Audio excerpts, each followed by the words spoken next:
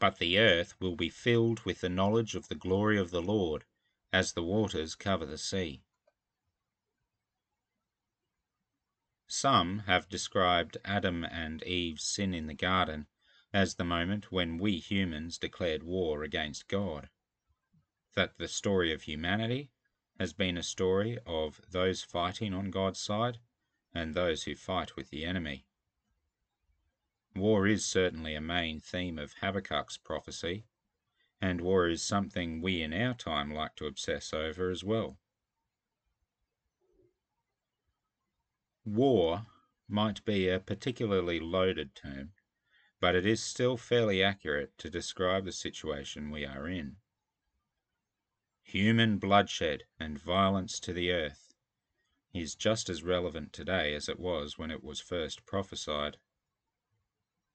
The Old Testament seems to describe a war in three directions: between God's people, their enemies, and between humans in general and God. Will we ever learn that to fight against God is not only fruitless, but goes directly against our best interests? God took the initiative and settled the conflict. Paul is talking about how we humans just can't help ourselves but make divisions.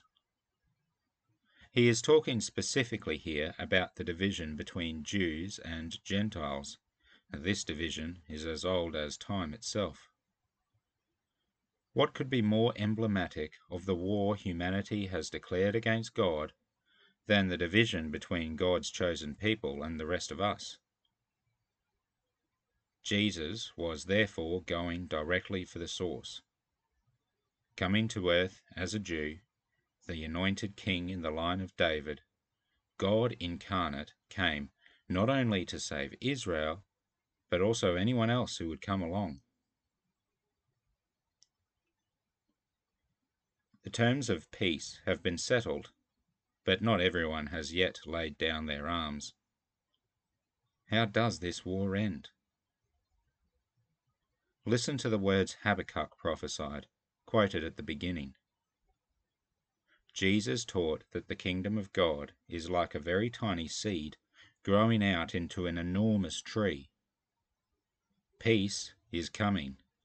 Peace is here. The whole earth will know this peace, as waters cover the sea. The sea is very wet.